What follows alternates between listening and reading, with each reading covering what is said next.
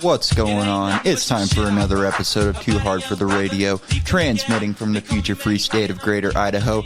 I am the one-armed madman, and from the badlands of southern Montana, it's Nolan 5150. Nolan, how are we doing, my man? I'm doing all right. Just, dealing with pinched nerves and getting overworked, the typical blue collar bullshit. Well, you're doing better than me. I had myself a hell of a day today. So the war with CWI continues to rage on. I had a small victory and then massive defeats across the board a couple different times this in the last week, since we missed last week. So a lot's happened in that time. So yeah, massive defeats. I was able to, I came up with a plan. I was like, okay, so what I can do, my mouse is in the way. I was like, what I can do is, let's see if I can drop one of these classes and change my degree and see how I can work that out. So I talked with with my advisor, and she goes, yeah, if you switch to a liberal arts degree, you only need 2 classes next semester, and then you can drop this one. I was like, sweet. And I was like, no way workers' comp's going to go for this. They're going to be like, nah. I even told people around me, I was like, they just want me to fail and get off of their books. They're looking at this as like, he already told us he's going to fail if we leave him in these classes for the next semester. So let's just let him fail and get him off our books a couple months early. So surprisingly, I got an email the next day. They're like, yeah, we can do it. We just got to get it through our legal department, and they'll write out some paperwork. And I told them, I was like, all right, well, do it as fast as you can, because I got to stay up with this class until it's official. And I haven't done anything in that class since I emailed that. So I'm really hoping it goes through, because if it doesn't, I'm like 2 weeks behind in that class, and I don't think there's any possible way I can catch up. So my accounting class is fucking hard, and I have to go and test at the testing center. So there's no cheating in accounting. And the wild thing is like, I met with this tutor twice in the last week. And I go to him, I go, do accountants even do this shit? Like, doesn't TurboTax and all those things do everything? He was like, oh, yeah, dude, as an accountant, you would never do this type of stuff. It's way too easy to make a mistake. He's like, this is just, bullshit that you have to do. Oh, but at one point, I looked into my classes for next semester, and it was more accounting and more statistics. I don't know if I told you that already, but oh, no. Yeah. So after I failed these ones, if I somehow managed to pass, I had the harder versions of both of them next semester. Ugh. Oh, Jesus. Yeah. So I stopped working on the statistics class completely, and I went hard on the accounting class. And in the meantime, I've had this environmental science class, which is an easy class in comparison. Like, I know so much about climate change already that a lot of this stuff I already know, because I just know the way they come at these things. And I forgot to turn in 2 assignments like early on. And I argued with her and used my accommodations and got her to let me submit one of them. So I had like a low D in the class already. And through that whole bullshit with going on with those other classes, I forgot to turn in a paper for that class. So I had like wrote it early in the week. I was like, I'm going to write it on Monday, and then I'll send it off for editing, and then I'll turn it in before Friday. And then I completely forgot about it until like the next Monday. So I already knew. I was like, there's no way she's going to let me turn this in. And then I go on and I learn a little bit more about her tests, because I sent her an email and she's like, yeah, the tests are heavily weighted in this class, so it's going to come down to that. Like, if you do all right on the tests, you can pass, but you're pretty fucked at this point. Like, you can't miss much at all. Like, if you miss anything, you're screwed. And if you bomb something, you're screwed. So I end up studying my ass. So I look into these tests more, and it's not the normal tests. It's like these other ones. You got to do it with the screen watching you, they're recording you, and there's just no way you can cheat on them. So you actually have to learn like the nitty gritty of this stuff. So like, I know the basics of it. I can pass the basics part of the test, but I didn't know how hardcore she was going to go. I didn't know if it was going to be regurgitated questions from the week before. That's typically what they do on the tests. So I just crammed. I went through all like 8 chapters that we've done already in like 3 or 4 days, and I went through them hard. I made like 20 pages of notes that I was going to take onto the test. So I like typed them all out. I put it all in alphabetical order so I could slam through it and go. And I go and take the test, and dude, didn't recognize a fucking thing. None of the questions were regurgitated. It was all like applied weird shit. And a lot of it's like buried in the book. The book does this weird thing where it gives you the highlighted portions, the portions you're like supposed to read. And then there's a ton of other shit that would take you forever if you read through it all.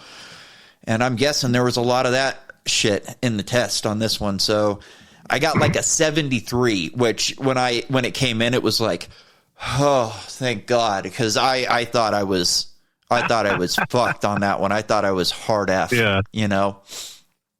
And it's just been a nightmare. You're so lucky you don't have to deal with this type of shit. If I fail this and I can't go to next semester, it costs me like $30,000. Jesus. Yeah, I mean, that's how much I'll get paid in the time between now and then. And I'm not looking to get a job. Like, I'm looking to work as little as possible until weed becomes legal up here, and then I can quit. Start a garden.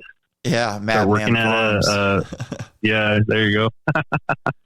So then comes the accounting test today. This is a big fucking test. It's like 4 chapters. Like I said, I met with this tutor a couple times throughout the week.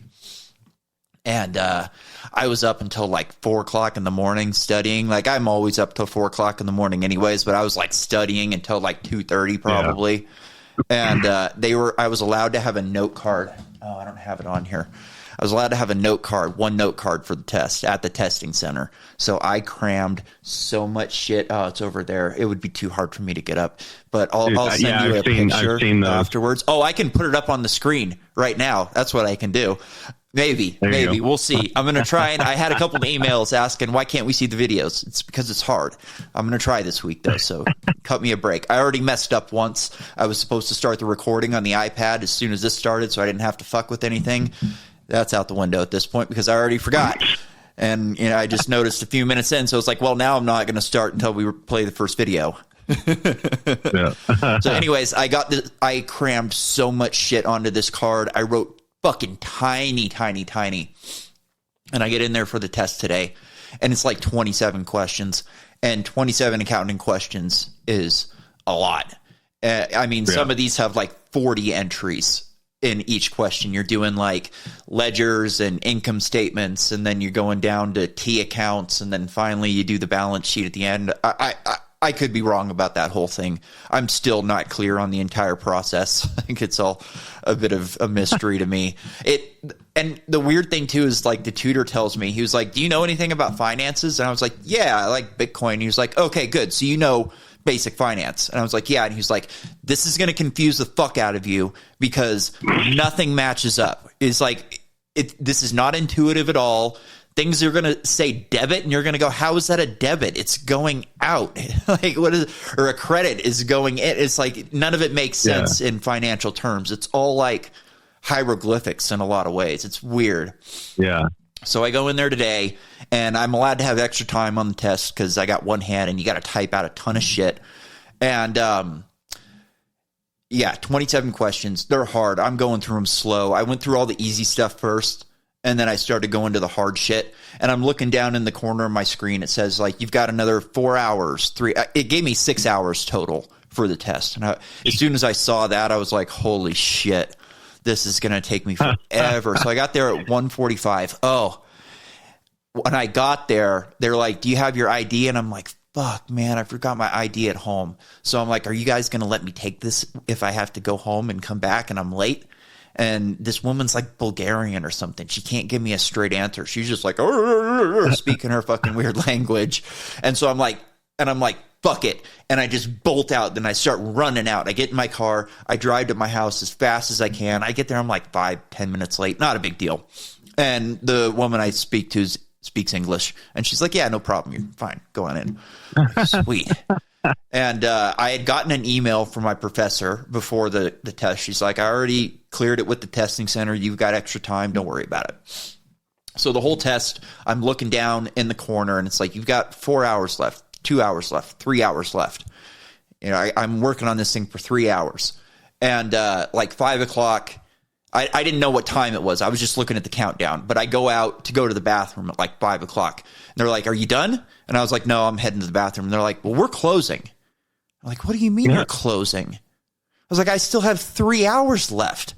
And she was like, what are you talking about? Your test should have counted down right now.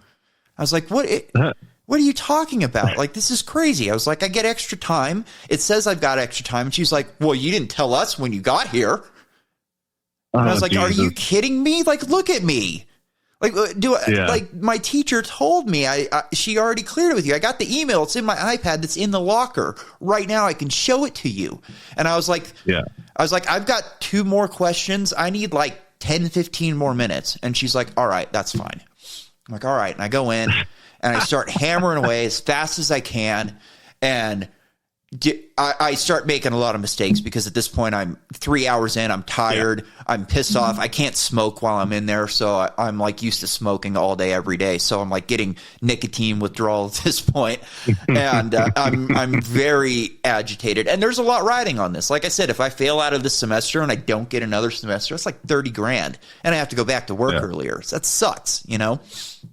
And, so I'm hammering away. I get to the last one. Again, I'm not even looking at the time. I look down and it's like 5:14. I look up and she's walking in. I go, God damn it. And I just keep doing it. And she comes in. She's like, all right, you got to be finished now. And I'm like, look, I'm not done. I'm almost done. I got one more. And she's like, well, I've got security here. And I was like, what the fuck? Are you crazy? And I look out and there's this pudgy, like 20-year-old dude in a fucking polo shirt who couldn't drag me out of that building on his best day if somebody offered him $1 million. Just no way in hell. Like, it just could never happen. So I'm like, screw it. And I just ignore her and I keep working. And she's starting to get agitated and she like comes over to me and I'm just like, I like elbow at her and she like tries to put her hand across me to grab the mouse. And I just kind of elbowed her away and kept doing my thing. And it just got ridiculous and I couldn't do it with that going on.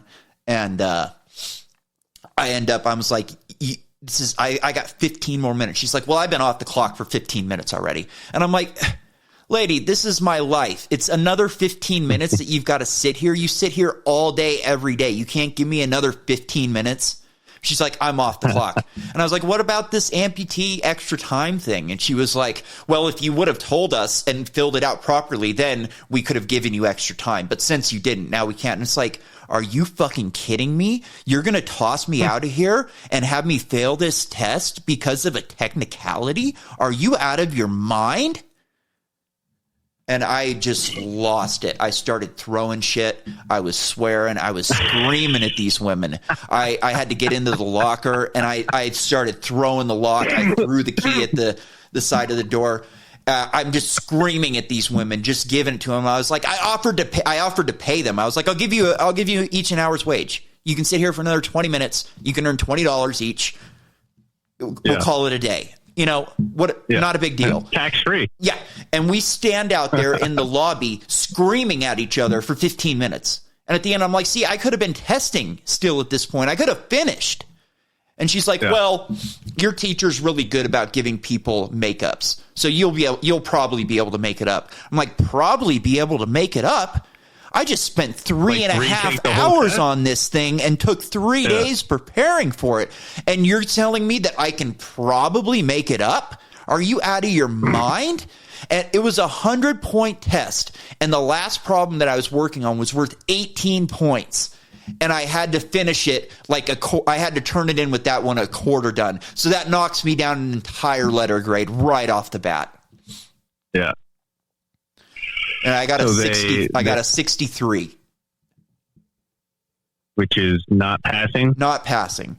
The way it adds up, I've still got a C in the class, but it makes it borderline to where And two things are going to happen right now. Last year when I was taking this math class, they had like online help for math. So during the day you could get online and there'd be somebody on there that would help you over Zoom. And at one point I did that and I wasn't getting what was being, taught at that point in time.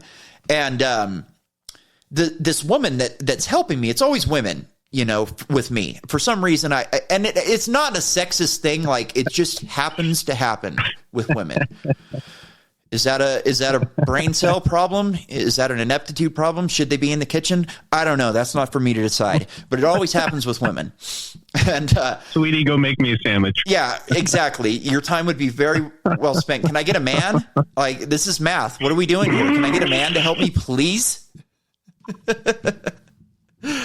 So we're doing this for like 20 minutes and I'm not getting it.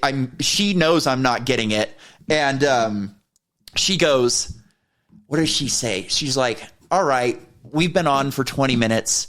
I've got to go help other people now. And I was like, wait a minute. You didn't help me at all. This is fucking bullshit.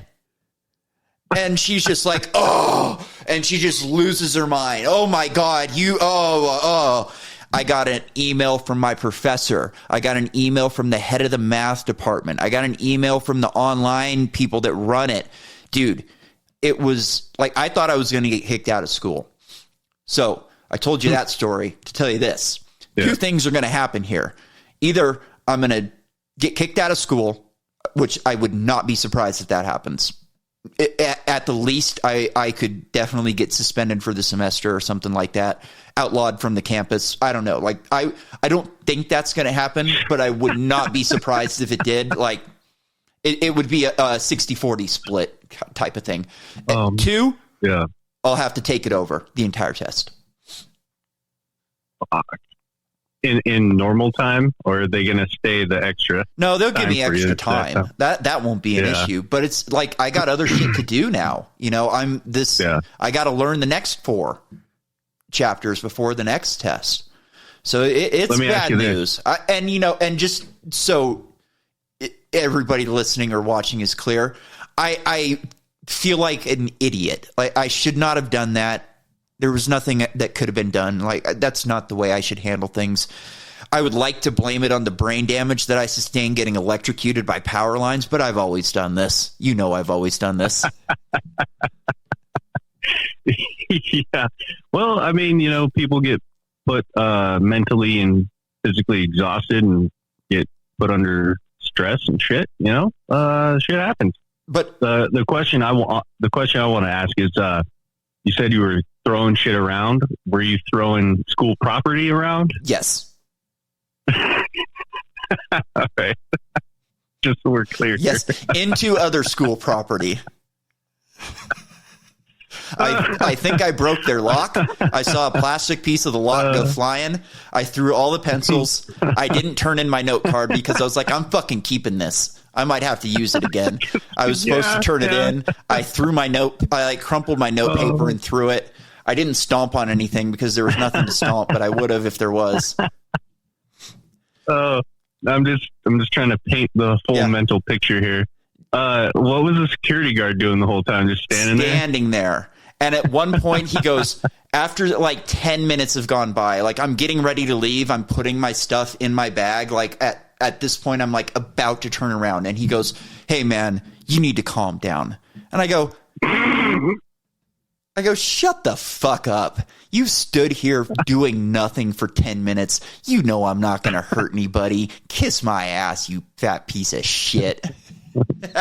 Should toss him a Twinkie and tell him to take a break.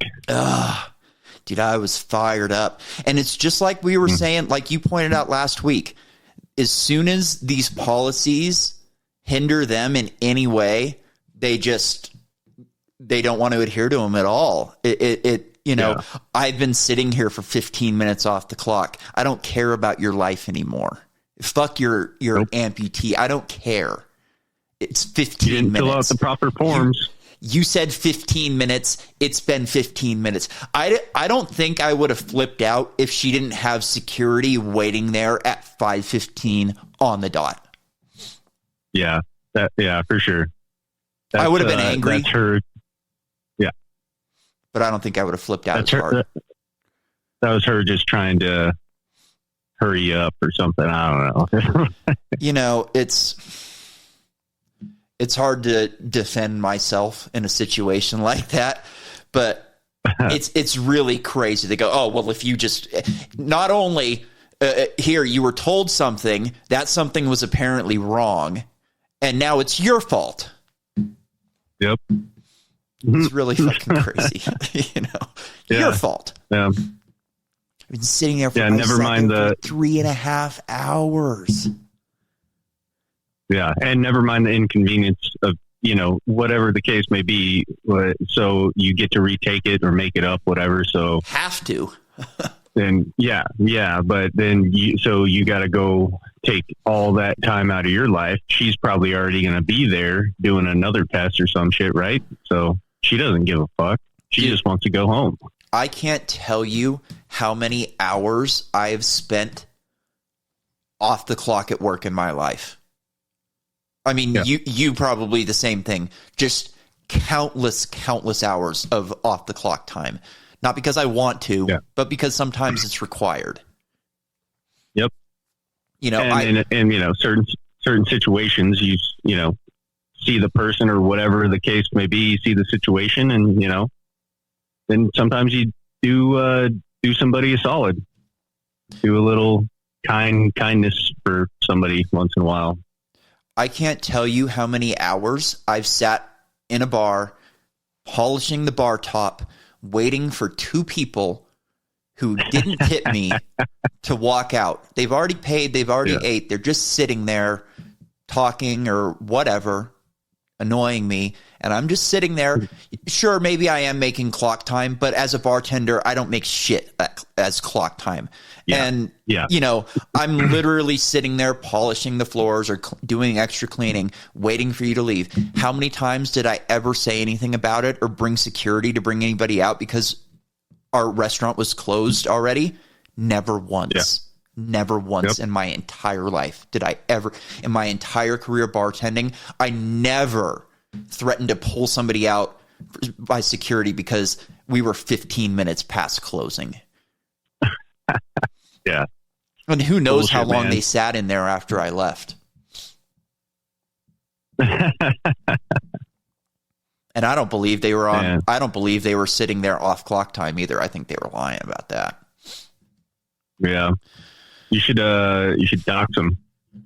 Well, here was that would be good. Dox them, threaten their families, tell them they need to kill themselves.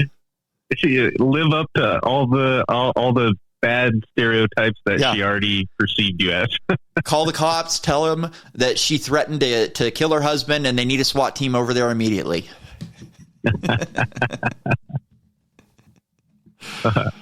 Oh, man. Yeah.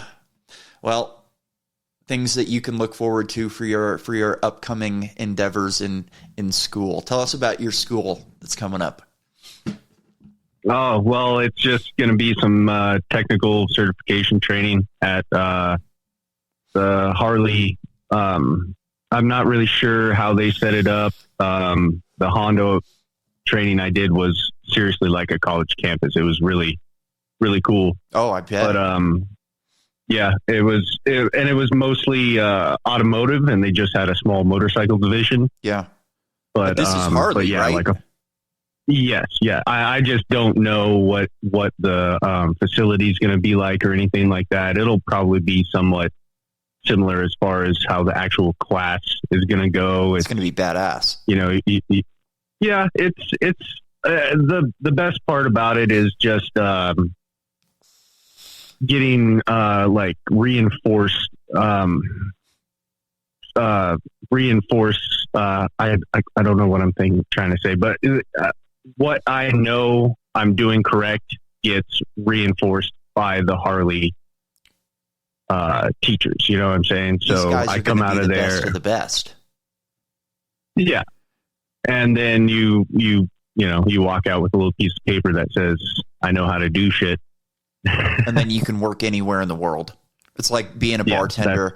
I mean, there was a Harley Davidson rental place right down the street from the bar I worked at in Lahaina. I mean, talk about a place to work. And that's something that's not out of the cards for you. I mean, that's something you would enjoy. Just think, you go, hey, you know what? It's cold in Montana. Maybe I'm going to take a leave of absence, or maybe I'll get my boss to give me a transfer to Lahaina Harley Davidson for a while, or Waikiki Beach, you know, and just go work there for a couple of months during the wintertime. And you know, that maybe it wouldn't work out that way. Maybe you'd have no interest in that, but it's possible, which is always a cool thing. I always enjoyed that freedom of mobility that bartending allowed. Like, I always knew, if watching something on TV, it's like I could go there and be self-sufficient in a week if I wanted to. All I need is a plane ticket to get there. Yeah, for sure. That would be a really, really good idea, to be able to just take off for 2-3 months during the winter.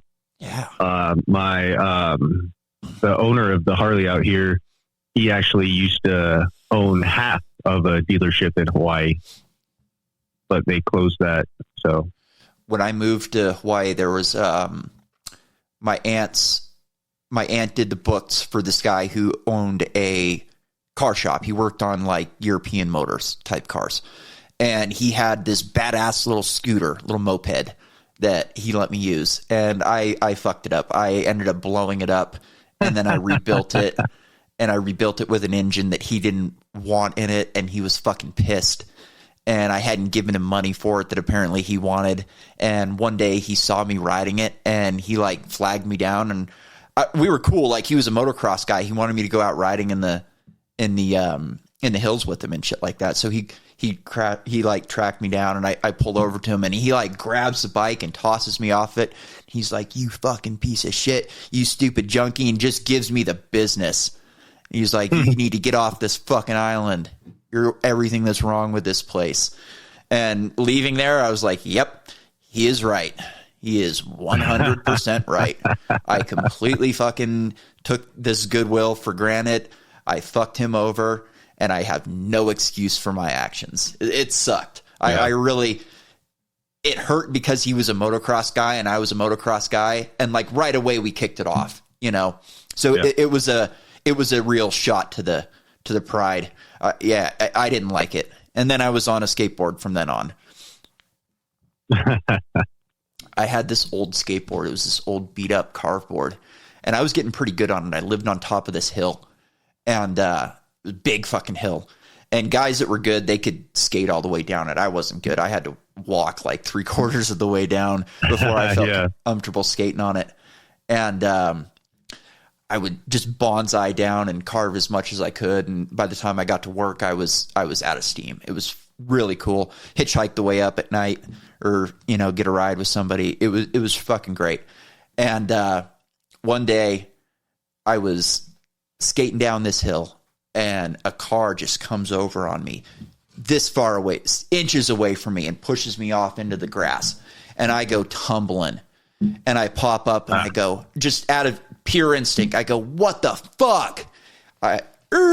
E-brake, lights come on, smoking tires, back up, jump out, four big Hawaiian locals jump out. And what the fuck, bro? What are you talking shit? And I'm like, oh shit. And I grabbed the board, and I'm holding it, and I was like, you guys are going to get me, but I'm going to take one of you, at least one of you. Which one wants it? And they were just like, fuck you, bro. We're going to catch up. We're going to get you, and just all this shit. And I was like, holy shit, I am fucked, because they are going to get me. Like, they're going to get me sometime where I'm not expecting it, and it's not going to be good. So I go into work, and I'm like cleaning myself up because I got all scraped up. I was probably doing 30 miles an hour when I went down. And I'm like picking gravel out of my forearm. And our head of security, who was a really great guy, very cool to me right from the beginning. Like, I had family on the island, so I had a lot of ins in that way. As soon as they found out who my family was, they were like, oh, okay, you're cool. And he's like, what happened, man? And I was like, oh, nothing. Went down on the skateboard. He's like, oh, how do you go down on the skateboard? And I was just like, yeah, I don't know, man. It just, got away from me. And he just kept poking at me. Like, I think he could tell that I wasn't telling him something. And he's like, come on, bro, tell me what happened. What happened? And I was like, and these dudes put me off the road. And they came at me and I had to fend them off with a skateboard. And, you know, they told me they were going to get me and they're probably right. And he's like, what color car? And I told him what kind of car it was. He goes, oh, don't worry about it. I'll take care of it. And I'm like, dude, don't fucking take care of it, man. Please don't take care of it. Like, let me just work it out myself. Like, I know how these things go. Like, I need to, you know, show that I can stand up for myself. Otherwise, I'm never going to fit in here. And he was like, yeah. This is mainland, bro. That's not how it works here. Your family, we take care of family. And like 2 days later, it was dollar drink night. And they all four of them see me and they beeline towards me. I'm like, oh, shit. And they come up and they're like, hey, bro, sorry about with the car. We didn't know you were our people. You work here. Jonah says you're cool. You got nothing to worry about from us. We always got your back. I was just like, oh, man, I was shitting a brick. Yeah. Oh, it was a fucking nightmare. But, you know, it was a great place working there. It's so sad. Like, one of my friends was just there on vacation. She put a picture up on Instagram and she was sitting at the bench by Bubba Gump's. And I was just like, yeah, I used to work across the street from there. A place closed down. She was like, Bubba's closed right now too. And I didn't know that. I was like, Jesus Christ, what a nightmare. And there's all these great restaurants that are closed down. This place called The Plantation, which had the best breakfast on the island, one of the best views on the island. I mean, you're talking one of the best views in the world. You're looking out over Kapalua. It's where they have the big golf courses and they do the big PGA events. And you go in there and you get pancakes with pineapple syrup and fruit. And dude, talk about living like a king. That is the best breakfast you'll ever have in your life. I tried getting that type of syrup. You can't find it. You know, these people are making it themselves. Yeah. They just opened up a couple weeks ago from COVID. Yeah. You gotta wonder, like you're saying, like with the locals and stuff, maybe, I mean, obviously it had to hit everybody financially really hard because it's a giant tourist revenue out there, right? Yeah. So, it's all but at the same time, yeah. But at the same time, you know, if you don't need a lot of money or whatever, you don't need to spend a lot of money. Probably some people probably kind of actually enjoyed it on the island with the lockdowns and stuff, and not having to deal with a bunch of mainland tourists. You know what's wild is like they flip out on the island if they want to put in like a new telescope or something like that. Yeah. But they don't flip out about these COVID policies. It's like, if anything good, I was hoping that if anything good came out of this stuff, that the locals would be like, hey man, we need more autonomy. We're not America. Like, this is some bullshit colonial status that was put on us hundreds of years ago. We're not America. We're nowhere near America, and we don't want you setting policy for us. But that it doesn't seem to have happened. Like, I wish they would just say, we want more autonomy. We want to be our own country. You know, we want to be our own nation. Stop screwing with us. We want to be best friends with you and partners with you, and we want you to come to our island and open businesses on our island, but it's our island. It's not yours, and you don't get to destroy it this way. It should be our decision whether we destroy all these businesses or not. And I don't know a ton about politics there, but I would guess that a lot of this stuff was done under pressure from the mainland. For sure. How off the top of your head, do you know how far away Hawaii is from coast of California? It's thousands of miles. I was thinking it's gotta be. Give me a vamp for a minute. How the hell should any money generated that far away from the mainland, you know, how the hell should they be having to pay any taxes or anything to do anything for the mainland? They should just be fully, you know, kind of self-sustained or self-sufficient. You would think so. Money they make. I mean, they should be taking cues from Taiwan right now. I mean, it's kind of funny, but in a lot of ways, like, Taiwan is way closer to China than the 2,479 miles it is from Hawaii to Los Angeles. Yeah. That's a long ways. A long lot ways. of water, man. And it's not like they even have the same culture as us. It's not like Alaska where you could, if you were dropped down, if an alien dropped you down in downtown Anchorage in the middle of summertime, 4:00 in the afternoon, you'd have no idea where you were. You could be in any city in America, but Hawaii, not the case. I mean, you're not going to mistake it for Miami. That's for goddamn sure. Yeah. One crazy thing that I noticed about when the lockdowns were in California in full swing, it was pretty amazing how all of a sudden all the LA smog just disappeared.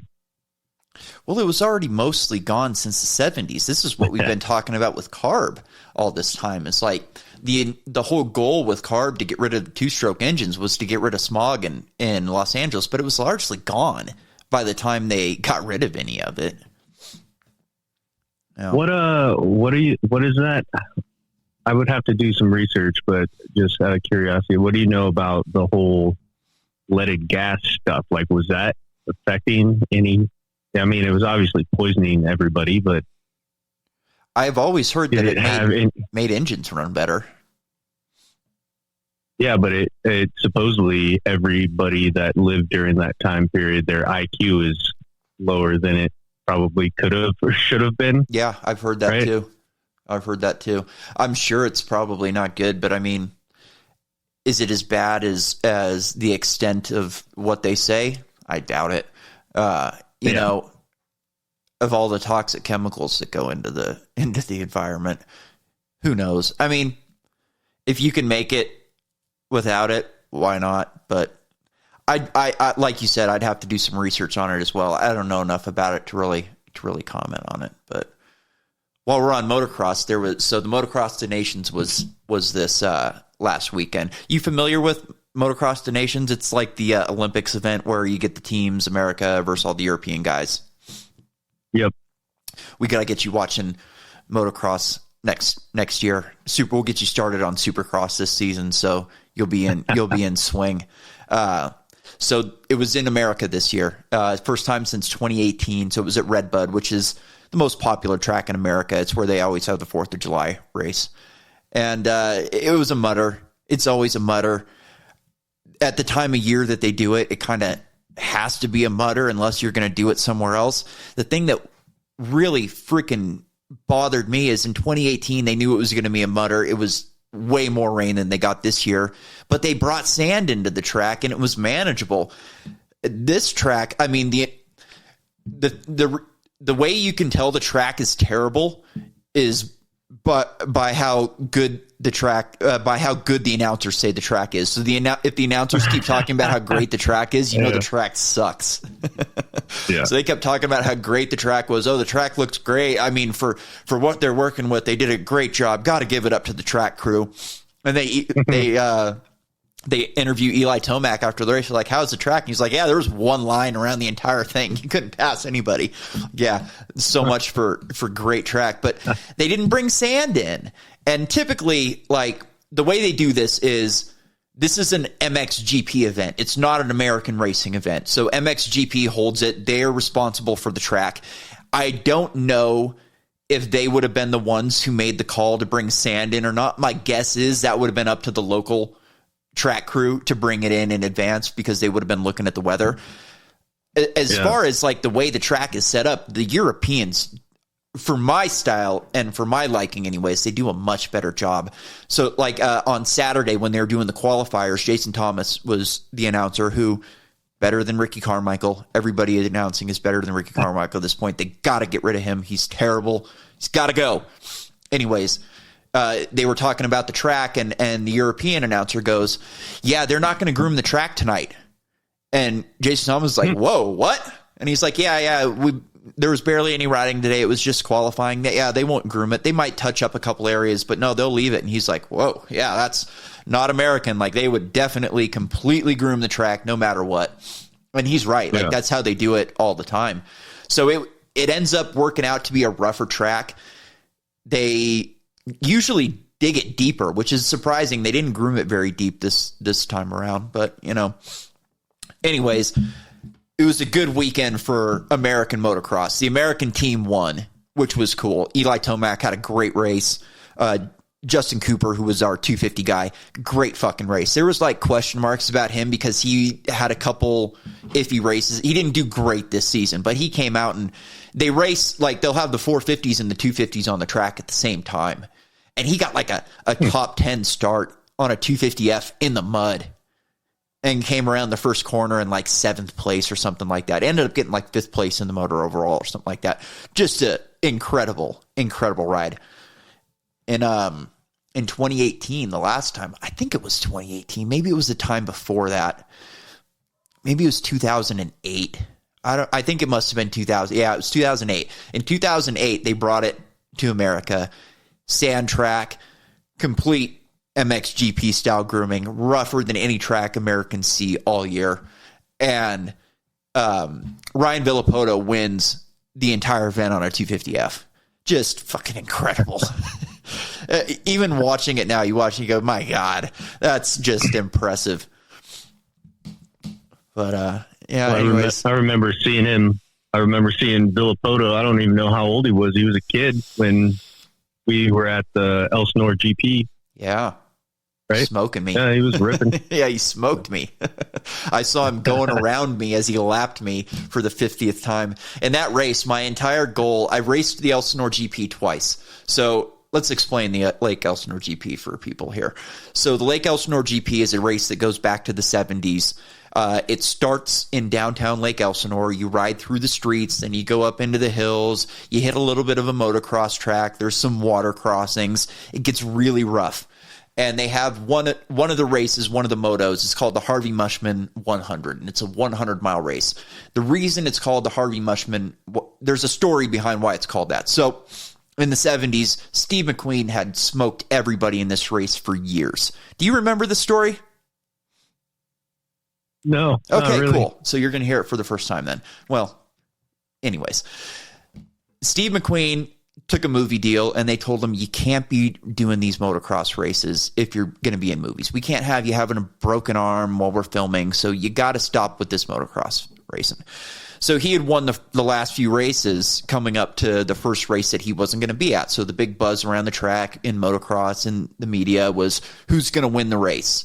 And it might have been the first time. I don't remember that part of the story for sure, so don't quote me. But it was, who's going to win this race that's not Steve McQueen?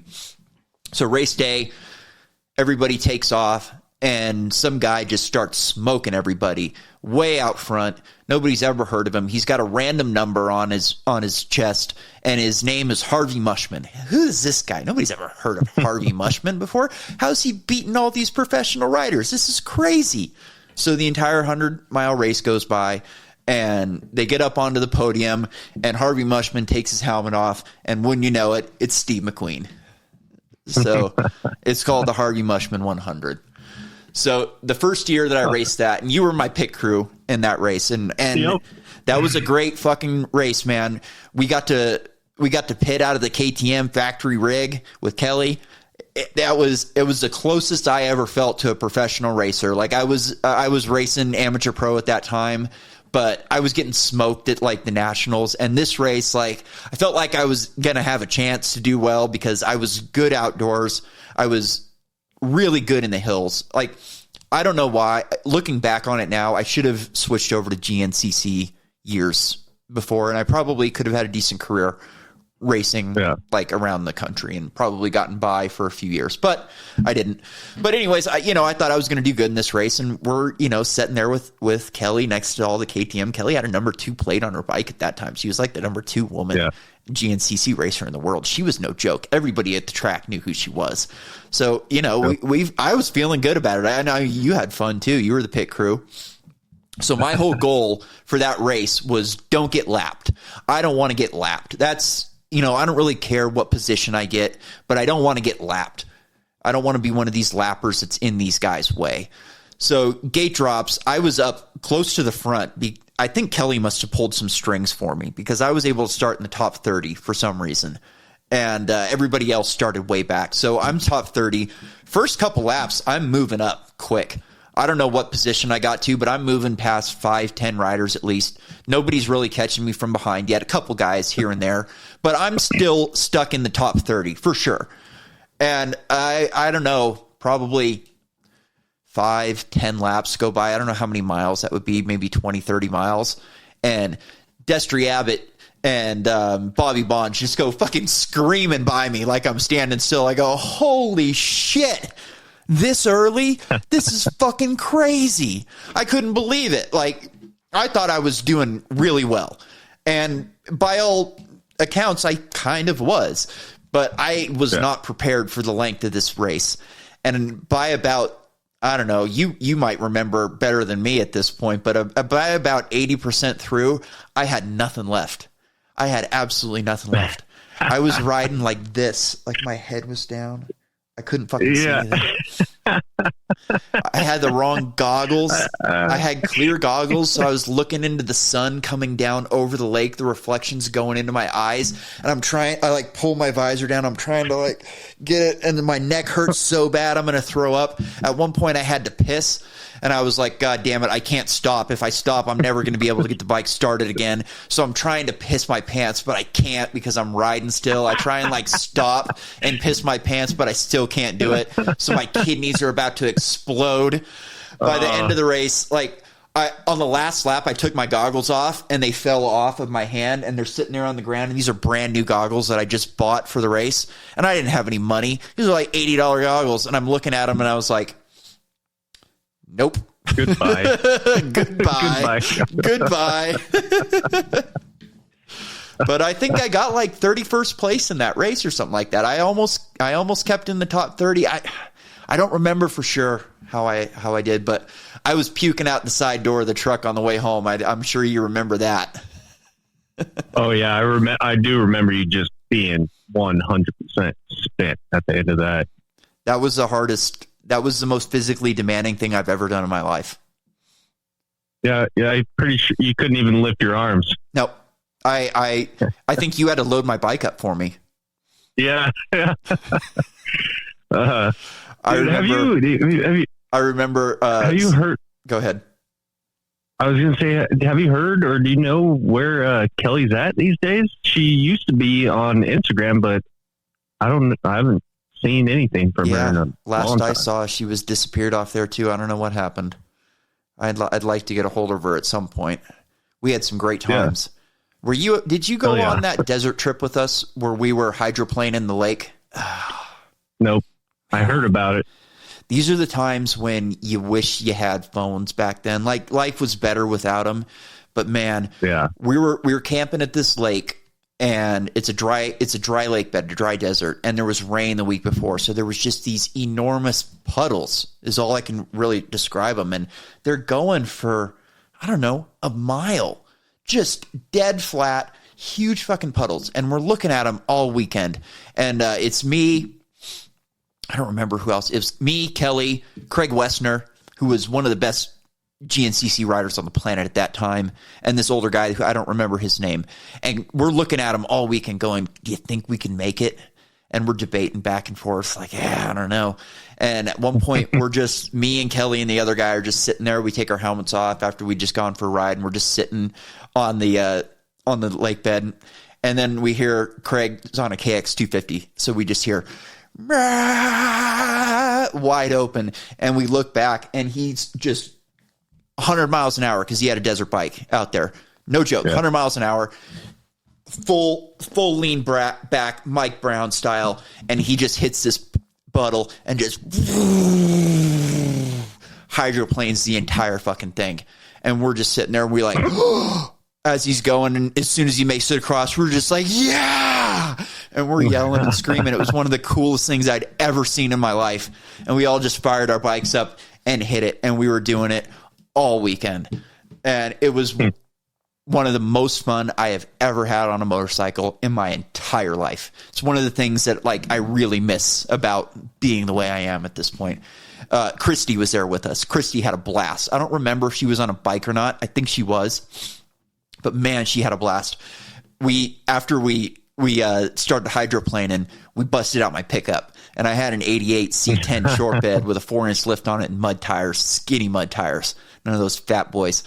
And we were hitting these mud, not where the water was. Well, we were hydroplaning too, but that wasn't the fun part. On the truck, you wanted to hit the spots that had dried up. So they had the spots that had just dried up, had a thin sheet of mud on it. And we were hitting these things wide open, top gear in my pickup, probably doing, I don't know, 100 miles an hour. And you would just slide and spin forever. And there was no chance of catching and rolling. There was no rocks on the entire thing. And I remember Christy holding on to the oh shit handle, just screaming and laughing. And the first time I did it, I told her, oh, we'll go slow. And I just hammered it as hard as I possibly could. And she's screaming. And by the end of it, she's laughing. She's like, do it again, do it again. And then we're all taking turns in my pickup, just screaming across this lake bed. I ended up overheating the truck. It was never the same after that weekend, but that was the way to go out for that pickup. It was, yeah. I mean, one of the best memories I've got in my entire life. Really great. So it wasn't like the side of Walmart in the Explorer. Oh man, that was great. Why don't you tell that story? Oh, let's see. We were, it was like 2 or 3 in the morning. We were out of beer, stoned out of our minds, and we were bored. So we it was, six of us, right? 7. Yeah, 6 of us. Oh no, 6. You're right. 6. Somebody in the way back. Larry. And, yeah, Larry. And we would go hit this little empty dirt lot right next to Walmart regularly. It was always just a mud pit.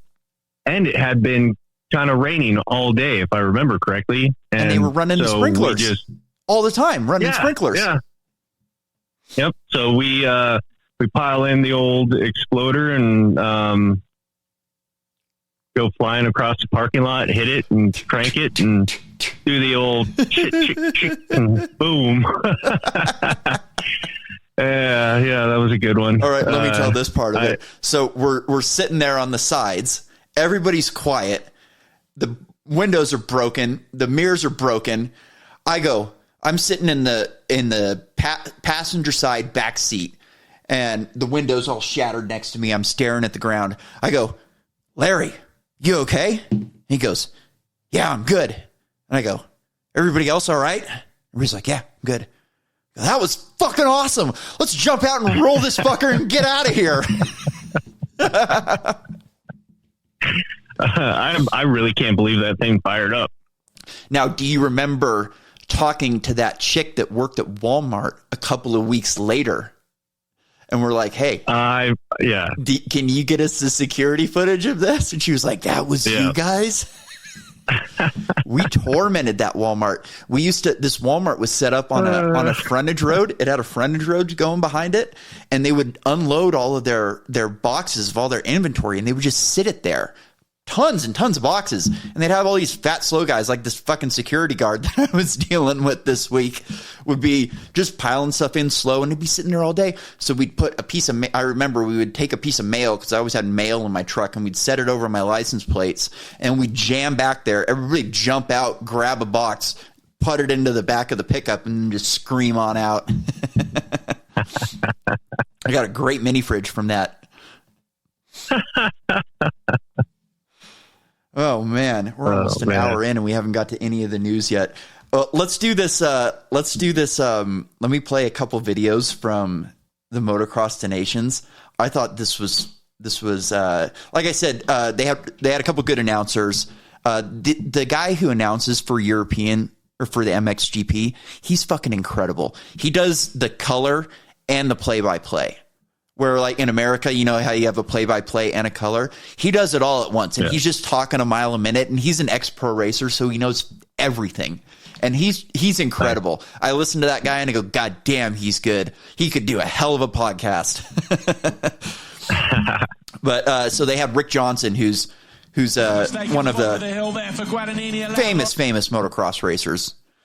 Let's hear him do a little bit of announcing, and he really fucking nails it right here. So let's listen to him, Rick Johnson, nailing it. At the bottom of the hill there for Guadagnini, allowed Lawrence to get up on the run of the inside of Guadagnini, but Guadagnini kept him back there in second place.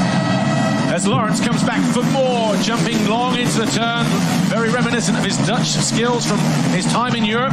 He's all of a sudden found some speed and he charges down the inside, takes the lead away from Guadagnini. It's Australia and Jet Lawrence who lead in race 2. And this is what I was talking about. Make the definitive alpha male pass. He squared him off, went to the inside, and gave Guadagnini no choice but to let off. Yeah, that's Rick Johnson nailing it. Went out there and made the alpha male move. This is what people like us want to hear. This is an alpha male sport. No matter what these people might tell you or what they might say on the Disney Channel, this is not a women's sport. There's a lot of women riding. We just talked about how amazing Kelly is, but no, this is a man's sport, and they shouldn't be talking like it's a woman's sport. He went out there and he made the alpha male pass. He could have said he went out and he made the alpha pass, not gendering it, and nobody would have been the wiser. Yeah. You know what I mean? Yeah. But he said he went out and made the alpha male pass. This is what kids should be hearing. This is how you need to conduct yourself. You got to be strong, stand up for yourself, and go out and be a man. And that's what's great about motocross. It's just you out there, you and a bike, and you got to be locked in. Otherwise, you could die. And they shouldn't be sugarcoating it. I could imagine, 10 years from now, somebody having a problem with somebody saying like that. Maybe even in sporting today. If you would say that in basketball, go out and make the alpha male. People, well, women play basketball too, and they can play defense just as well as men can. And it's yeah, okay, whatever. But nobody's paying attention to their stupid sports. So why don't we talk about the ones that are actually producing quality, games and producing quality men. None of these little girly men like I dealt with at the security guard today. While I'm walking out, he goes, hey, man, calm down. It's fuck you, you pussy. Why don't you say something to me while I've been screaming at these 3 women for the last 15 minutes? Why don't you put yourself between me and them, you fucking pussy? That's what I was thinking the entire time. It's you just stood there and let me scream at your friends. For sure, they're friends. For 15 minutes. If I'm that guy... I am out of that building after 2 words. You threw something, get out of my building. This is unacceptable. Get out. And this is again, I'm not defending myself. I'm embarrassed by my behavior, and I should be. But this is, what we're producing. This is the type of guy who's going to go, well, women ride motorcycles too, and they can make passes too. It should be an alpha pass, not an alpha man pass. So I don't know. That stuck out to me. I thought that was better. Yeah, it's better than a alpha they them. Exactly. As that. Alpha women X. I was watching I don't remember what it was. It was some political thing, and this woman was talking about children, and she was she was defending children being able to have sex with adults if they want to. And they were doing subtitles below. I'm not kidding. It's probably on my list somewhere, but I did all this show prep 2 weeks ago at this point, so I don't remember any of this shit. But as they're doing the subtitles, she said children, but they wrote children X. You know how they do the X after everything so it's not gendered? They wrote that. Yeah, I thought that was interesting. That's something. Hopefully, I'll be able to get this piece of equipment soon, and we'll be able to play videos that you can see. All right, I've got one more of Rick Johnson. Let's see if he nails it. When you have a strong Dylan Ferrandis, and we've seen this in America, he rides 10/10 the whole race. I talked to Jimmy Button, who's his manager, said you never have to push him. He's always training, always in great fitness. Something about him, he is vegan, and that sometimes gives you a slower burn. Calvin Valandren without goggles, maybe just having some visibility issues. Maybe that's also a reason why Ferrandis was able to close down so fast. But 8 seconds in one lap. Get the kid a steak. He was hurt all season. Come on. Gonna talk about the alpha male pass and then come out and brag about him being a vegan. And you hear the guy from maybe that's why it lets him have a slower burn. Come on, man. Are we gonna do bro science on veganism here? Are you fucking crazy? I couldn't believe that. It was right after he said that shit. I was like, are you out of your mind? Yeah. I did learn something interesting about beef labeling, tagging, that a cow can be fed grass once in its life and it can be labeled grass fed. Oh, really? I've always heard what they do is this is what they do too, is they'll that exactly what you're saying. Yeah, I heard it described in a different way, but yeah, essentially they switch them over to grain like right away, and then you can still call them grass fed. Yeah, I've heard that. Yeah. I'm about to lose my view over here. You remember the side of my house where that cattle ranch is? It's going bye-bye, man. Inflation killed the old man died, left it to his son. Inflation's killing these people so bad that they can't afford to have the cows anymore. He had to sell the property off to industrial. Fuck. They're going to put in a sweet water park or something? No, it's industrial, so it's not going to be anything like that. Like, for instance, it's all industrial down past where his ranch is, but it's like a recycling place where you drop your mulch and your leaves and your grass and all that shit, and then next to it is trailer storage. So, something along those lines, probably. Hopefully it doesn't smell, whatever it is.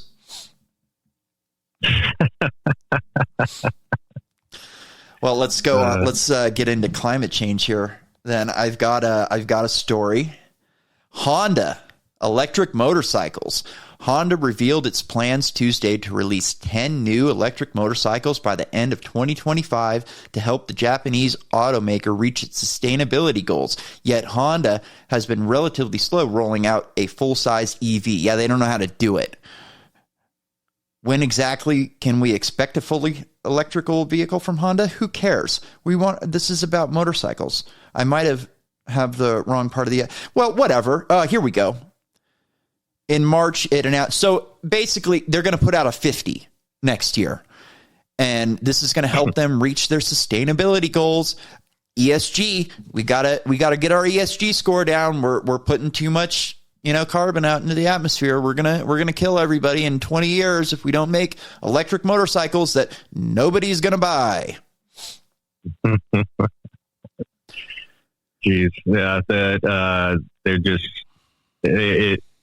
And it tells you everything, that they haven't rolled anything out, and they're dragging their feet, obviously, because it's not easy. Probably suck. Yeah. I mean, and 10 years ago when I was riding motocross, they didn't have the technology to put electric start on our bikes. That's relatively new. Yeah. So the thought, I mean, I know people who have said they can't wait for these electric motocross bikes to come out, but I don't think they're going to be, I think they're going to be pushed really hard in like Supercross. But unless you're racing and you're a hardcore racer, these bikes aren't going to do anything for you. How are you going to afford all the batteries, and how are you going to charge it what are you going to do? Bring an extra battery out to the hills with you? I just don't see them taking off. They've not done well in the street industry so far. I mean, I really think this is just like, it's different than a 4-stroke motorcycle. Like back in the day, people said, I'll never own a 4-stroke motorcycle, because the 4-stroke motorcycles that they were familiar with sucked. Like an XR400 has sucked forever. It still sucks. It's the same bike. It's an air-cooled, slow revving, long stroke, short bore motor. It's a really terrible bike. So it's not surprising that people would go, I never want to ride one of these things. I think it's kind of the opposite for electric bikes, where people are like, oh, I want this electric bike now because it's going to offer more things, and they've seen what electric bikes can do. I don't think people are ready for the fact that you're not going to be able to ride it for more than an hour at a time. Yeah, and it's one thing when the battery in your Tesla blows up or catches fire, but how's that going to be when it's between your legs? Yeah, no shit, right? Dude, when I was in line school, I had a vaporizer, but I had one of those older ones that had the big batteries in it, and you had to do the coils yourself. You know what I'm talking about? Yep. So I had that thing in my pocket, and it was getting dirt in it. So the button in the bottom, it had a bottom push button on it, and it got all gritty. And the thing came hot in my pocket. I'm 35 feet up in the air, and it starts lighting my leg up. I look down, there's smoke coming out of my pocket, and I'm like, holy shit. I got big gauntlet gloves on, so I can't dig into my pocket. And I'm up on the pole, so I'm leaning back. And finally, I just go, holy shit, I got to get down. And I just woo as quick as I can. And at that time, I wasn't a great climber. But as far as like, as climbing goes at that point in time, I got down off that pole fast. My buddies are all looking at me. He's like, what the hell is going on? And I get down and I'm trying to get this thing out of my pocket. And dude, it burned holes all the way through my pants. It fucked me up. I was thinking I was going to have a burnt dick for life. You're going to have a little burn chode. Yeah. But, you know, it's not surprising that, like, this announcement comes out right after these CARB announcements where they announce that, you know, you're not going to be able to ride a dirt bike in California in the next, I think it's like 2030. You're not going to be able to buy a gas-powered dirt bike in that state at all. They're looking at this like Yamaha was looking at those regulations coming down the pipe in the late 90s, early 2000s. We're going to see the same type of thing here. We're going to see emissions regulations pushing manufacturers in Japan, in Europe, all over Europe. There's a bunch of new manufacturers going over here. They're all going to be pushed to develop these stupid bikes that nobody's going to ride because of California regulations. It's crazy how much power this board has. I looked at it. There's only like 12 people on that board. How wild is that 12 people are setting policy for the entire world? Is it an elected position? Appointed. Or appointed? Appointed. Jesus. That's scary. Appointed by the governor. So it's going to be people that are in tight with the governor. It's going to be his wife's friends. You know, I had a homeless guy sleeping under my sign right outside of my property a couple days ago. My tenant comes in. He's like, hey, man, there's a guy sleeping under the sign outside. I'm like, are you fucking kidding me? And I got to go shoo the guy up with a gun. I don't remember where I was going with that. I just lost my train of thought completely. I had a point to make, though, and it was probably a good one. So there's that.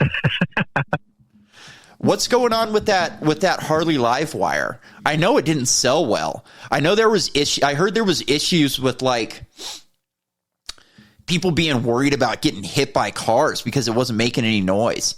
Do you guys had any at the shop?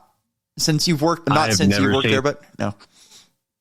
No, I haven't seen one at all. The only ones I've seen was when I was out there visiting you and we popped into the Harley shop out there. Yeah. And they had like, what, 5 or 6 of them? I don't remember how many they had, but they're not selling. I know that. I wonder what they're doing with the fucking things. I mean, could you imagine what kind of asshole on the board of Harley thought up this bullshit idea? What kind of Harley rider is going to, I mean, the fuel injection V-Rod, that was a stretch. And it didn't sell either, I don't think, right? Do you guys sell any of those? The V-Rods? Yeah. They as far as I'm pretty sure they are discontinued. They don't make them anymore. And I will tell you this, coming from somebody who's ridden damn near pretty close to every make and model of bike that's out there, that is one of the most uncomfortable bikes ever. They're terrible to ride. You know, if you want to turn it in, yeah, they're pretty ugly. The engine was designed by Porsche. I don't know if you knew that. I did.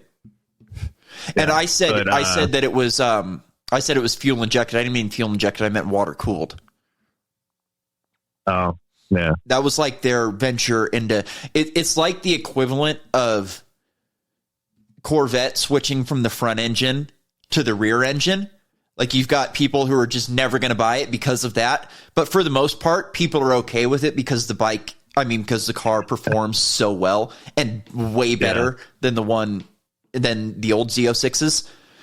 But you know, these V-Rods, they're ugly, and I didn't know they were bad to ride. You would think it's such a big bike that it would be easy to ride and smooth, but it's the stance, the riding position, where the handlebars are to the seat, to the foot controls, everything's just weird. You feel scrunched up in your legs, but you're like stretched out in your arms. And then they just handle like dog shit.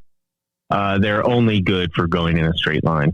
Like if you want to turn it into a drag bike, cool. But if you're cruising around town on that, get a Gixxer. You're an idiot. You want a drag bike, get a Gixxer. Yeah. This bike, my Buell, when I first got it, I was used to riding my DRZ 400 wide motocross bars. And I got on this thing, and it's got these tiny little bars, and you kind of sit a little bit forward. Have you rode my Buell before? I don't think I've ridden yours. You've ridden them before, though. So, they're not uncomfortable bikes to ride, but it's not something that you're going to take to Sturgis, that's for sure. No, not at all. And especially, like, with your bike, you get the bubble. With this bike, you don't get the bubble, and you just it beats the shit out of you. You know, when I first got it, I had a little bit of buyer's remorse that I didn't get the 1200. But then it was like, dude, at 90 miles an hour, this thing's almost unrideable anyways. What am I going to, Yeah. All right. Let's move on. Everybody's talking about nuclear war. Oh my God, the Russians. You remember that South Park episode where the Russians, where everybody was getting back into the Cold War and Mr. Mackey was getting his Cold War gear on? Yeah, dude, it's just so wild. Like, I was listening to Tim Pool talk about weapons earlier on today, and it's just like, my God, I'm a believer in self-fulfilled prophecy. So, like, I hear these people. Tim Pool's been. I watch him for news a lot. I think he does great news. So he's been World War III, Civil War, all this shit for years. He just hits you with it all the time, and it's like, man, if you keep talking about this shit, it's in people's minds. And I really don't like talking about it all that much. But since we're talking about these fucking weapons, I figured I'd put my 2 cents in, because I'm a sci-fi guy, so I know about weapons, man. Real weapons. These nuclear weapons are old, man. This is old tech. This is 50s technology. We got stuff far beyond that. It's, we got, and now we got that pipeline bursting, and we got everybody's ringing in about the pipeline.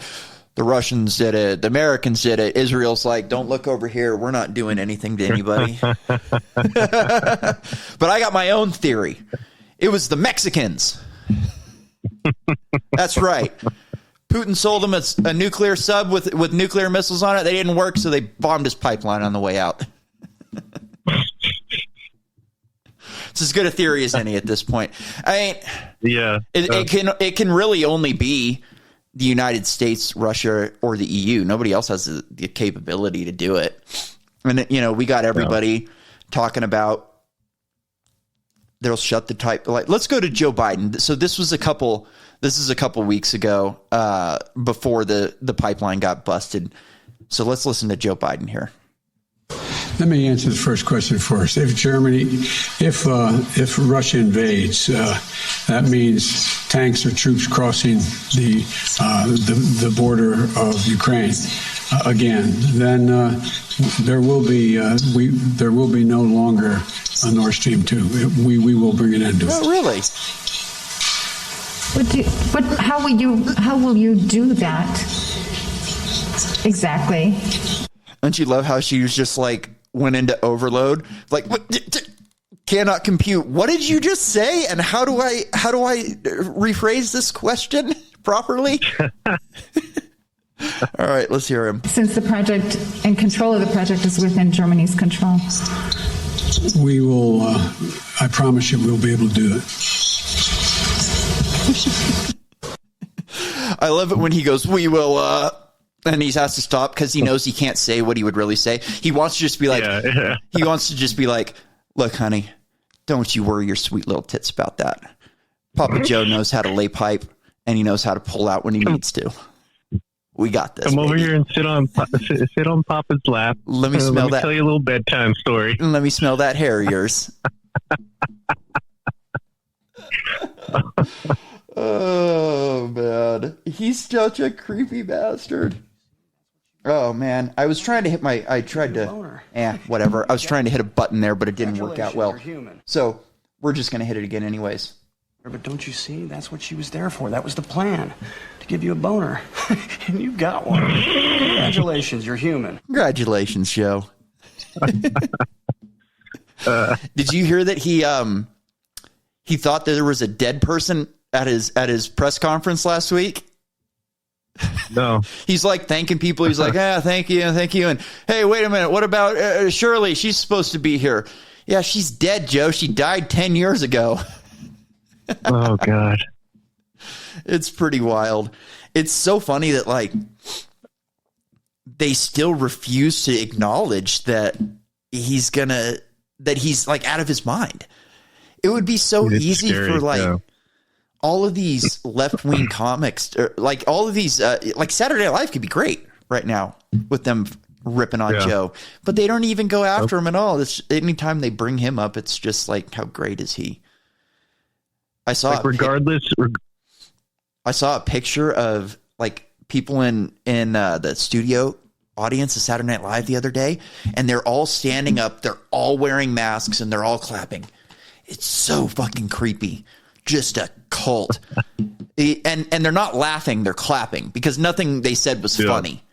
And it's so funny when like they actually do tell a joke and it's kind of edgy. The audience is terrified. They're like, are we allowed to laugh at this? And they like look around to see if anybody else is laughing. It's like, that was funny, right? You heard that too. That was a joke, wasn't it? Okay. Yeah. Yeah. They're waiting for that neon sign to go on laugh. Exactly. That's why it's there, because they have to be told. That was funny, idiot. But yeah, man. So they're talking about like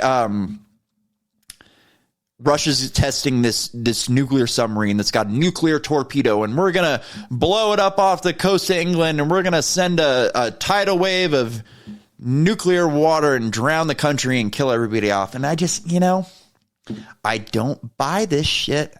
I think that this is a bunch of saber rattling, and the new weapons that they have are so much more hardcore than this.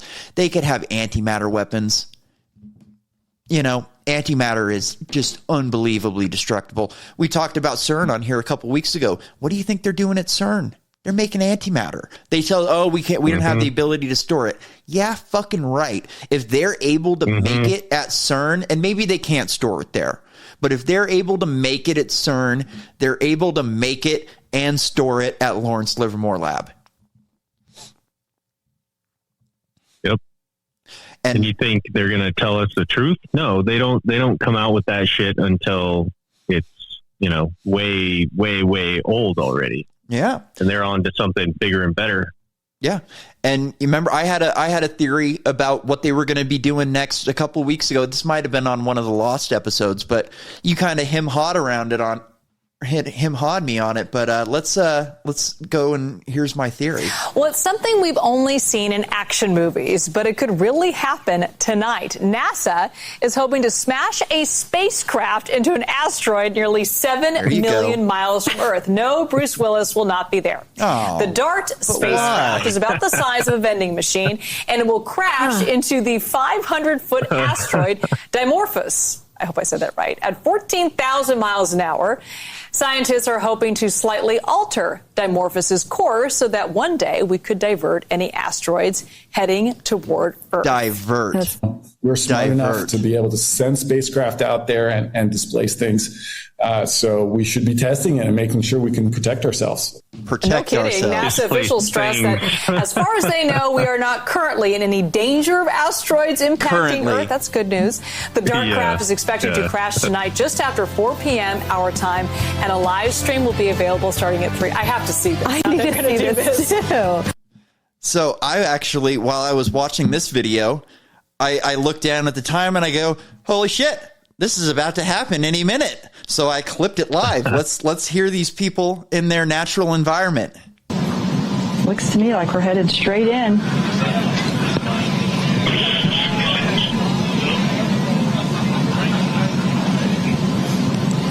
my gosh. Oh wow. Yeah. Oh my goodness. Oh my goodness. 7, 6, 5, Oh, wow. 3, 2, 1. Oh, wow. Yay. Oh, wow. Oh, wow. Confirmation. All right. They did that for like 5 minutes. And we have impact. Dude, it's like a sex tape. We have impact. Oh, yes. Oh, my gosh. And you notice how they never say, oh, my God, because none of these people believe in God and they wouldn't be caught dead saying that on a stream with their peers watching. Yep. But this is one of the things they're going to do. Like they make it sound stupid because these people are inept and they don't know what they're doing. But, you know, this is not far from reality. They could steer one of these things out there. And, you know, this mission was this was slow, man. This was let's see. I have my stats here somewhere. Maybe I don't have my stats here. Here we go.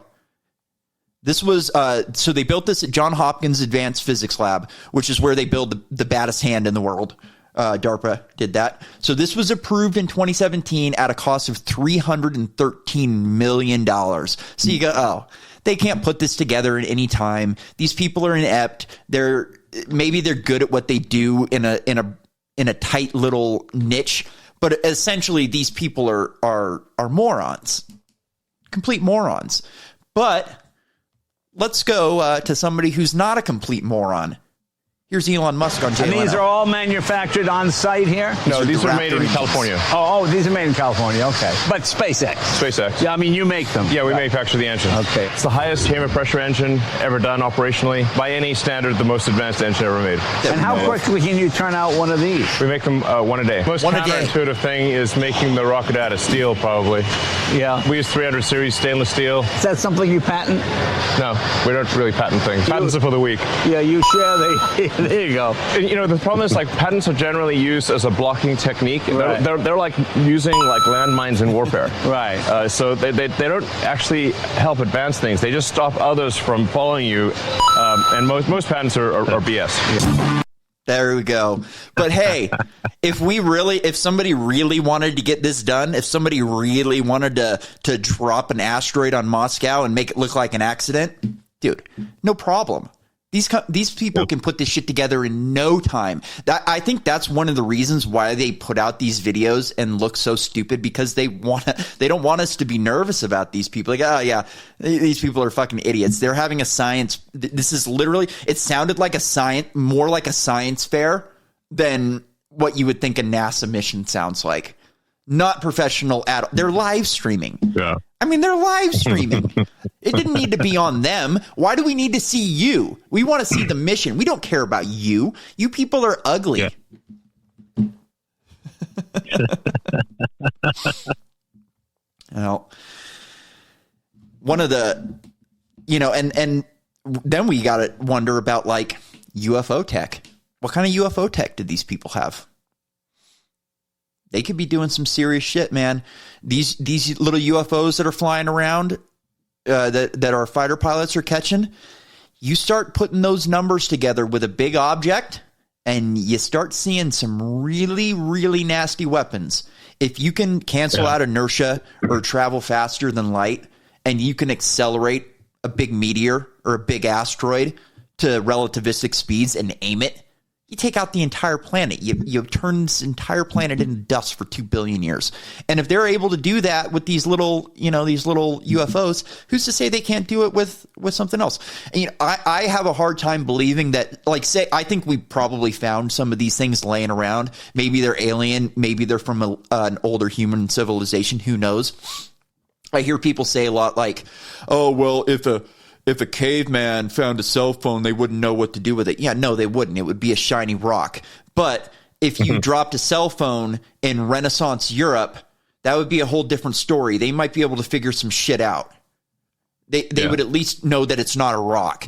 And they would keep a hold of it, and they would study it, and maybe in 100 years or so, they'd have a decent idea. They'd have a charger. They'd be able to turn it back on or something. Yeah. You know, you could deduce a lot of things from an iPhone. If you think of what Da Vinci could have deduced from an iPhone. He could have pulled the thing apart and seen all its parts, drawn it out like he did his helicopter, and they would have deduced some serious shit from that thing. And maybe they did. Maybe they had these things for that long. But my argument would be is we could probably, at this point, if we had them for that long, we're going to be able to figure out how to turn them on. We're going to probably be able to use them a little bit. We're not going to be able to reproduce them. That's going to be way down the line. But we're probably going to be able to figure these things out. And how hard would it be, say we've got one of these things that it's kind of fucking blown up, maybe it's crashed or something like that. It's not useful anymore, and we can't do anything with it.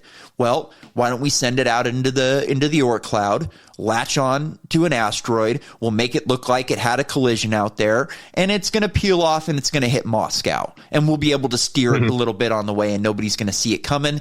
And because of the speeds that we can accelerate and deaccelerate to, they'll never be able to see it on satellite or telescope. And we'll just, and then again, oh, we don't know what happened. Oh my God, how unlucky. You know what I mean? Yeah. You don't want to destroy these places and kill yourself. That's what these nuclear weapons do. You still got to live on this planet. Even if you kill your enemy, you're still got to live on the planet. What are you going to do? Blow a nuclear torpedo up in the ocean and kill off a bunch of fish and wildlife and spread nuclear radiation across the entire planet? That's not good. You still have to live. You still eat fish too. You know, you have kids. It's wild. Like, I would imagine they have got some serious shit that can do a lot of damage that is not going to leave leftover radiation. Yeah. It's a scary thing. Very scary possibility. The ultimate is wormhole weapons. Wormhole weapons are, you can't play around with those on a planet. Otherwise, things are going to go bad. You open up a wormhole into a star and just let it eat. You open it up into a black hole, let it eat the other way, push out a solar flare, destroy an entire planet. Maybe you send it back in time to when the universe was just a molten plasma, hot plasma, and just let it burn. Let it burn, let it burn. In one of these books that I just read, that's how they use engines, spacecraft engines. They've got a wormhole. They can't transverse through it, but they can put matter through it. So they open up a wormhole to the distant past where the universe is nothing but a plasma, and then they just filter it through a turbine, not a turbine, but a nozzle, just like any other rocket engine. And they can accelerate up to the speed of light, and they never have to turn off because they don't need any fuel. Who knows what kind of shit they have? Lockheed Martin is so far ahead of us that if we were let into Skunk Works, most of the stuff they would show us, we probably wouldn't even know what it was. Be like, what the fuck is that? And what's it for? How did you build it? It's got to be far beyond these nuclear firebombs. I just don't buy it. And, it only takes one of those fucking things to turn off power to this entire country. And I've done a lot of reading on these things. And we've done a lot of research on turning the power back on after a big EMP. And I can tell you, it ain't going to happen. After a couple of weeks of the power being off in the entire country, it's never coming back on. Never. Some of these transformers are impossible to replace. They're hundreds of thousands of pounds. They are built in China. They've got to be transported on special trucks or special rail cars. And how are you going to get those things when you got no power, you got no communications, you got no radios? Your family's worried about the neighbors coming over. So how are you supposed to go to work as a lineman and go work on the power lines when you got to protect your family? It's very, very likely that it'll never come back on. And at that point, most of us aren't going to survive, and the ones who would are going to wish they didn't. I've got a plan for how I would survive, but to be honest, I don't think I want to survive that. I don't, how long before my spinal cord stimulator turns off for good? How long before I can't get medication anymore? And I'm just in pain all the time, having to pack deer and elk down a canyon without a four-wheeler or anything like that. It's, it's not for most people. Most of us aren't going to survive it, and most of us don't want to survive it.